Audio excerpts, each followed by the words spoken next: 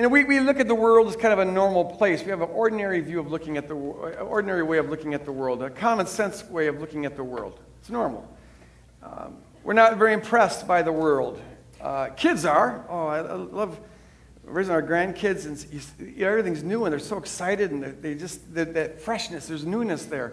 But when you get to be 55 years old, you've seen it all, or at least enough of it, and it stops impressing you.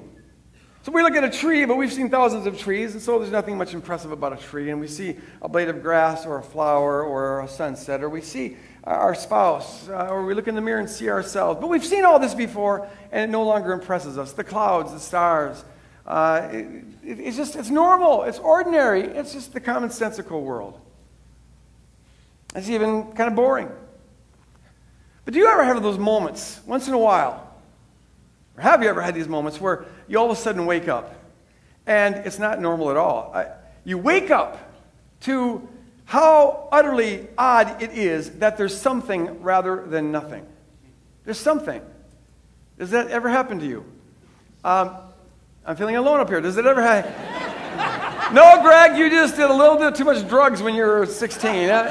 And that's probably true, but you wake up and it's like bizarre. We're real. We're real. I'm up here talking to you, and you're there listening to me, and it's real.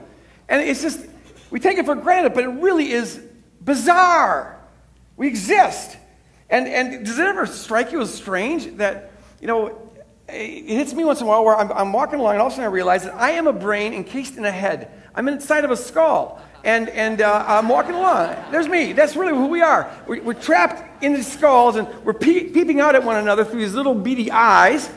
And the light's coming in, and our whole entire sense of reality is the result of the billions of neurons popping in our brain with the trillions of synaptic connections. And the particular way they fire is what gives us our sense of real. You only know I'm up here talking to you because the light waves are going into your eyes and the sound waves are going into your ears, and it's causing the neurons to react in a certain way that you're interpreting as me being out here talking to you. But it's very strange. It's very bizarre. It's really quite beautiful. It's mind-boggling when you think about it. But we're used to it, so we just take it for granted. It's ordinary. It's normal.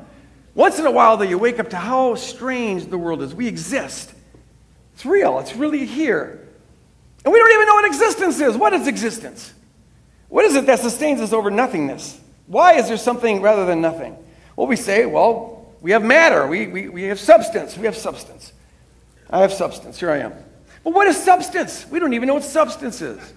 We're just used to it. We stop asking the question, but if you can step out of your grid of normality and look at it with fresh eyes, you realize that it's quite a strange thing. We used to think that if we could just get down to the smallest particles that comprise matter, that we would understand it. We could understand everything. We just get down to the smallest unit, which we thought would be this little indivisible thing called an atom. And so we finally got down to the atom, and guess what? We discovered that it's not an indivisible tiny thing. Actually, an atom is a universe unto itself.